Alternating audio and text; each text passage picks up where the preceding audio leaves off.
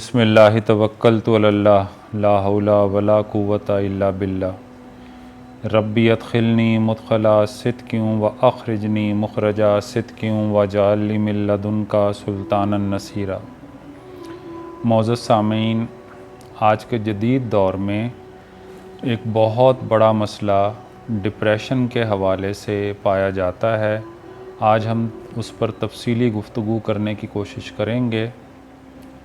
अगर हम इसकी हिस्ट्री पर गौर करें तो जो कदीम यूनानी सकाफ़त थी, इस कैफ़ियत को उसमें मेलनकोलिया कहा जाता था, जिससे आज हमने इंग्लिश का एक वर्ड मेलनकोलिक बनाया। 17वीं सदी में एक फ़िज़िशियन गुज़रे हैं, टॉमस विलियस। उन्होंने पहली मर्तबा इसे एक दिमागी आर्ज़ा करार दिया था। 19वीं सदी में एक साहब गुज़रे हैं, एमल क्रेप लेन। उन्होंने डिप्रेशन और स्किज़ोफ्रेनिया का फ़र्क बताया था। और फिर 20वीं सदी में बाकायदा तौर पर एंटी डिप्रेसेंट मेडिकेशंस स्टार्ट हुई। इस हवाले से हमें एक बात अच्छी तरह से समझना होगी कि रब्बुल आलमीन ने इंसान को फ़रिश्तों जैसी अक्ल और जानवरों जैसी ख्वाहिश दी है। इब्तदाई दौर और आज के जदीद दौर का जो इंसान है, उसमें बेतहाशा फ़र्क आया है। अक्ल के हवाले से इब्तदाई दौर में बुनियादी मकसद ज़िंदगी में सर्वाइवल या बका की जंग था। वक्त गुज़रने के साथ साथ जूं जूं शऊर, अक्ल आई इंसान को, तो उसी तरह से उसने गहराई में मुताला करना शुरू किया, अपने मुशाहिदे को वसी बनाया।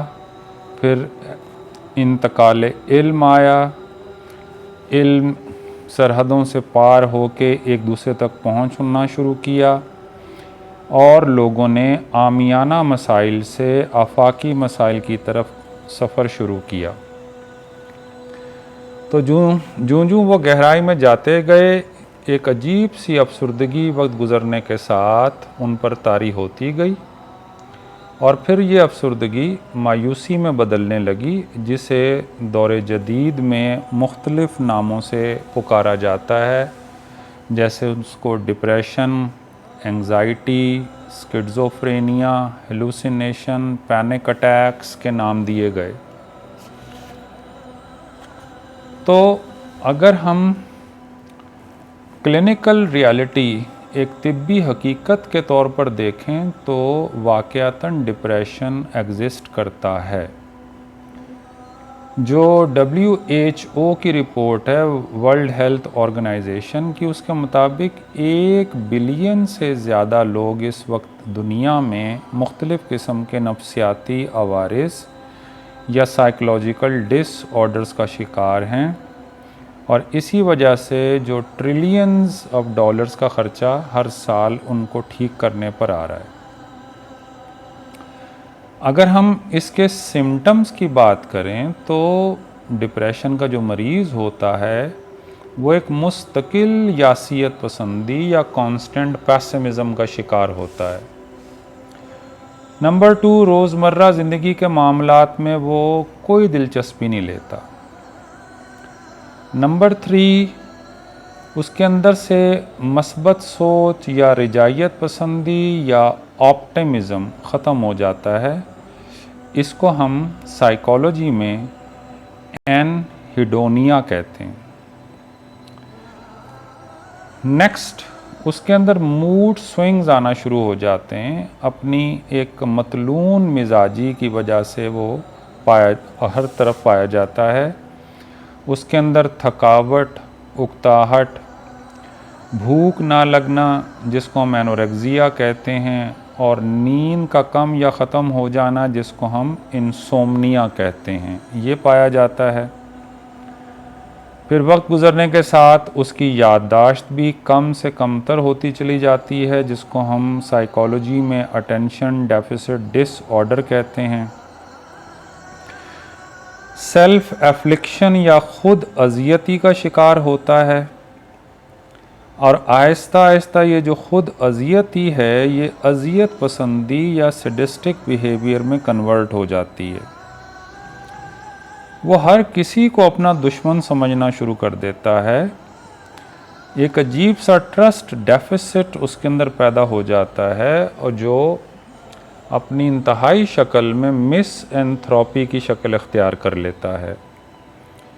घंटों वो खाली ज़हन बैठा रहता है या ओवर थिंकिंग करता रहता है। घर में भी वो ख़ुद को अजनबी समझना शुरू कर लेता है और घर वालों को भी अपना दुश्मन समझता है। उसकी ख्वाहिश होती है कि हर कोई हर वक्त उसके बारे में सोचता रहे, तो बेसिकली वो अटेंशन सीकर बन जाता है। वो हर किस्म के सिस्टम और डिसिप्लिन को रिजेक्ट कर देता है, और आहिस्ता आहिस्ता ये कंडीशन उसको एग्नोस्टिक बना देती है, और अगर सही तरह से इलाज ना हो तो फिर वो एथीज़म की तरफ चला जाता है। अब अगर वजूहात की तरफ आएँ तो साइंटिस्ट कहते हैं कोई वाहिद अंसर या सिंगल फैक्टर नहीं जो डिप्रेशन की वजह बनता है। इसमें आपके बायोलॉजिकल, साइकोलॉजिकल और सोशल फैक्टर्स शामिल होते हैं। बायोलॉजिकली स्पीकिंग हो सकता है उसने जेनेटिक्स में ये इनहेरिट किया हो, या उसकी ब्रेन केमिस्ट्री डिस्टर्ब्ड हो, हार्मोन्स का प्रॉब्लम हो, या फिर उसका न्यूरोट्रांसमीटर इम्बैलेंस हो।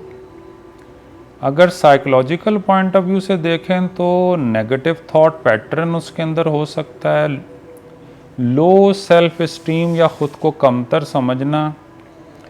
इसी तरह से उसका जो एडवर्सिटी कोशंट है, यानी संगीन हालात में सरवाइव करने की जो स्किल है, वो भी बहुत कम हो सकती है,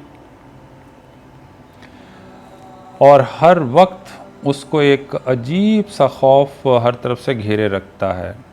अगर हम सोशल इश्यूज़ की तरफ देखें तो कोई ट्रॉमेटिक इवेंट्स जो उसने देखे हैं ज़िंदगी में, ख़ास तौर पर चाइल्ड अब्यूज़ या मोहब्बत में नाकामी जिसको हम बिट्रेयल कहते हैं, फाइनेंशियल इनसिक्योरिटी, फिर टॉक्सिक जो सोशल सर्कल होता है, ख़ास तौर पर अगर घर में टॉक्सिक पेरेंटिंग है या दोस्त उसके इंतहाई नेगेटिव हैं, फिर सोसाइटी में मौजूद जो मुख्तलिफ़ किस्म के डिस्क्रिमिनेशंस हैं। अब हम आ जाते हैं कि ख़ास तौर पर जेनज़ीज़ में ये चीज़ क्यों ज़्यादा पाई जाती है। पहली तो मैं गुजारिश कर दूं कि ये जो कहा जाता है कि जेनज़ीज़ इस मिलेनियम की वीकेस्ट जनरेशन हैं, ये सरीहन गलत है, ये मिसलीडिंग ओवर सिंप्लीफिकेशन है।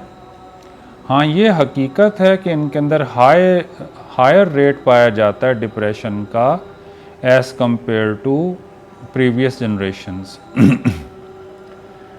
और ये भी एक रिसर्च बताती है कि इनमें 66% जो बच्चे हैं वो मुख्तलिफ़ किस्म के मेंटल हेल्थ प्रॉब्लम्स का शिकार हैं। लेकिन इसकी मुख्तलिफ़ वजूहात हैं। सबसे पहले मेरे नज़दीक कंफ्यूज्ड पेरेंटिंग है। हम ना तो अपने ट्रेडिशनल पेरेंट्स की तरह बच्चों की तरबियत कर सके और ना ही मॉडर्न होकर उनकी तरबियत कर सके। हमने उनको ओवर प्रोटेक्टिव इन्वायरमेंट में रखा, ओवर पैम्पर्ड रखा। फिर जॉइंट फैमिली सिस्टम के ख़त्म होना ये बहुत बड़ा फैक्टर था। जो ग्रैंड पेरेंट्स थे वो बच्चों को संभालने में, उनकी ट्रेनिंग करने में बहुत इम्पोर्टेंट रोल प्ले करते थे। फिर उनसे जो ओवर एक्सपेक्टेशंस हमने लगा ली, सोशल मीडिया का जो उन पे इन्फ्लुएंस आया, तो 24/7 जो वो एक न्यूज़ साइकिल में रहते हैं और कंपैरिजन और कंपटीशन का शिकार हैं। इस वजह से उनके अंदर ये डिप्रेशन की कंडीशन पैदा होती है। कंसंट्रेशन स्पैन उनका कम होता चला जाता है। इसी वजह से मैं इस जनरेशन को 1.5x जनरेशन कहता हूँ। एक और अहम फैक्टर जो शदीद किस्म का एकेडमिक प्रेशर है। हर बच्चे से हम परफेक्शन की लेवल एक्सपेक्ट कर रहे हैं। दूसरी तरफ अगर मुल्की या बैनुल अक़वामी हालात देखे जाएं तो वो टोटली अनसर्टेन है। उनको नज़र ही नहीं आ रहा कि हम अगर इतनी एफ़र्ट करने के बाद कुछ बन भी जाएंगे तो हमारा फ्यूचर तो टोटली अनसर्टेन है। फिर हमारी सोसाइटी में रोल मॉडल्स ना होने के बराबर हैं। मुकम्मल कह तो रिजाल है और कह तो निसा है। इस वजह से हमें जेनजीज़ में दो किस्म का एक्सट्रीमिज़म नज़र आता है।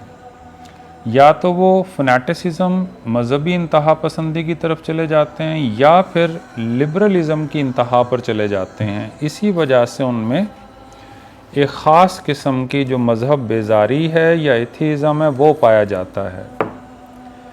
एक बात हमेशा याद रखिएगा, जो क्रिएटिव प्रोसेस है उसको डिप्रेशन से कंफ्यूज कभी नहीं करना चाहिए। एवोल्यूशनरी साइकोलॉजी हमें बताती है कि जब भी हम कोई तख्लीकी काम करते हैं तो एक ख़ास किस्म की अफसरदगी या मायूसी हम पर छा जाती है। जैसे आपने राइटर्स में, पोइट्स में, आर्टिस्ट्स में एक ख़ास किस्म की यासियत पसंदी देखी होगी, उसको हम डिप्रेशन नहीं कह सकते। तख्लीक और तकलीफ़ ये दोनों जुड़वां बहनें हैं। तख्लीक में बहुत तकलीफ़ होती है और तकलीफ़ के बग़ैर कोई तख्लीक मुमकिन नहीं है। अब हम ये कैसे जज कर पाएँ कि कोई इंसान डिप्रेशन को एज़ एस्केप यूज़ कर रहा है या वाक़अतन वो डिप्रेशन का शिकार है। तो इस सिलसिले में सबसे पहले ये देखना चाहिए ख़ुद को भी और बाकी लोगों को भी कि अगर मैं किसी पर्टिकुलर सिचुएशन, जैसे एग्ज़ाम्स हैं, रिस्पॉन्सिबिलिटी है, कोई चैलेंज है, सोशल प्रेशर है, उसके आते ही एक ख़ास किस्म की नेगेटिव फ्रेम ऑफ माइंड में चला जाता हूँ, तो मैं ये एस्केप के तौर पर यूज़ कर रहा हूँ। अगर ये सिम्टम सिर्फ उस वक्त पैदा होते हैं जब कोई डिमांड अराइज़ होती है तो ये एस्केप है। दूसरी तरफ जो रियलिटी में डिप्रेशन का मरीज़ होता है वो मुस्तकिल एक ही हालत में रहता है, किसी ख़ास किस्म की सिचुएशन में वो इस हालत में नहीं जाता। इवन जो इंजॉयबल एक्टिविटीज़ होती हैं उनको भी उस दौरान भी वो इसी हालत में रहता है। तो जो एस्केप वाला डिप्रेशन है वो सेल्फ मेडिकेशन या एफर्ट से ठीक हो सकता है, लेकिन जो रियलिटी में डिप्रेशन है उसके लिए बाकायदा आपको एक मेडिकेशन की ज़रूरत होती है, साइकोलॉजिस्ट और साइकोथेरेपी की ज़रूरत होती है। अगर आपके बिहेवियर में वेरिएशन आ रही है तो आप डिप्रेशन को एज एस्केप यूज़ कर रहे हैं, लेकिन हर किस्म की सिचुएशन में आपका बिहेवियर सेम है तो वाक़अतन आपको डिप्रेशन है। अब एंड पर हम इसकी रेमेडीज़ या जो इसका हल है उसकी तरफ आ जाते हैं। सबसे पहले तो एक गुड न्यूज़ ये है कि ये एक ट्रीटेबल बीमारी है। तो कोई भी मसला आता तो अपनी मर्ज़ी से है मगर जाता आपकी मर्ज़ी से है। होता यह है कि डिप्रेशन का मरीज़ कुछ अरसे के बाद स्टॉकहोम सिंड्रोम का शिकार हो जाता है और अपनी इस बीमारी से उसको एक ख़ास किस्म का इश्क हो जाता है, उसको नफ़रत हो जाती है इस हालत से निकलने में। तो दूसरी रीज़न, जब भी हम किसी बंदे को जिसको ये प्रॉब्लम लाहक है किसी साइकोथेरेपिस्ट के पास या साइकेट्रिस्ट के पास लेके जाते हैं सीबीटी या आईपीटी के लिए, तो लोग उसको पागल समझना शुरू कर देते हैं। तो बाकायदा इसकी मेडिकेशन करवानी चाहिए, एंटी डिप्रेसेंट्स यूज़ करने चाहिए, अपने लाइफस्टाइल को बाकायदा चेंज करना चाहिए। सबसे बड़ा हल तो मेरे नज़दीक इसका मसरूफ़ियत है। मेरे नज़दीक ईमान और सेहत के बाद तीसरी बड़ी नेमत मसरूफ़ियत है। आपने कहावत सुनी होगी, you are what you eat और व्हाट यू रीड। तो अपना डाइटरी प्लान चेंज कीजिए, एक्सरसाइज को, योगा को अपनी लाइफ में लेकर आइए, सोशलाइजेशन कीजिए, पॉजिटिव लोगों में उठें, पॉजिटिव माहौल में रहें। इस सिलसिले में फैमिली का रोल भी बहुत इम्पोर्टेंट है। उस इंसान को अकेला मत होने दें, उस पर कोई टैग ना लगाएं। हमें अक्सर डिप्रेशन इसलिए हो जाता है क्योंकि हम अपनी लिमिट्स नहीं पहचान पाते। जब हम अपनी लिमिट्स से बढ़कर कोई काम करने की कोशिश करते हैं और वो नहीं होता तो हम डिप्रेशन में चले जाते हैं। तो इस सिलसिले में याद रखिए कि you can be good but you can't be God. आप वो ट्रिगर पॉइंट्स ढूंढने की कोशिश कीजिए जिन पर आपको वो पर्टिकुलर सिचुएशन जिसको हम डिप्रेशन कहते हैं वो होता है। फॉर एग्ज़ाम्पल, आप किस किस्म की चीज़ें सोशल मीडिया पर देखते हैं ये आपका मूड डिटरमिन करती हैं। आप अपने प्रॉब्लम्स को शेयर करना सीखें। अब अपना एक काउंसलिंग का सर्कल बनाएं। और सबसे बढ़कर साइलेंस, खामोशी, ये एक डिवाइन ट्रीटमेंट है। अगर स्पिरिचुअलिटी या रूहानियत की तरफ आप आएँ तो नंबर 1 माओ ज़ेडुंग बहुत बड़ा इसका तिर्याक है। नंबर 2 उस्ताद मोहतरम प्रोफेसर अहमद रफ़ीक अख्तर साहब ने डिप्रेशन, एंग्ज़ाइटी, पैनिक अटैक्स के लिए 3 तस्बीहात बताई थीं। या सलामु, या मोमिनु, या अल्लाह, या जुल जलाल वल इकराम, या रहमान, या रहीम, या करीम। हर तस्बीह 100 दफ़ा पढ़नी है।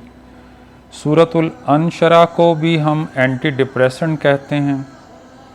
इसी तरह से एक आयत मुबारका है, अला बिज़िक्रिल्लाहि तत्मइन्नुल कुलूब। एक और आयत मुबारका है, इन्ना रब्बी अला कुल्ली शैइन हफीज़। एक और आयत मुबारका इस सिलसिले में बहुत ज़्यादा मुफीद हो सकती है, इन्ना माल उसरि युसरन। फिर जिसको हम दुआए कर्ब कहते हैं, ला इलाहा इल्ला अंता सुब्हानका इन्नी कुन्तु मिनज़ ज़ालिमीन।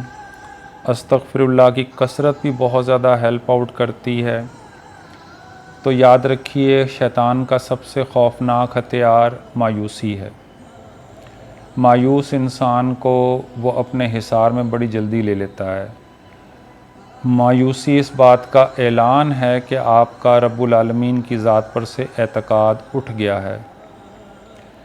मायूस होना एक फ़ितरी अमल है।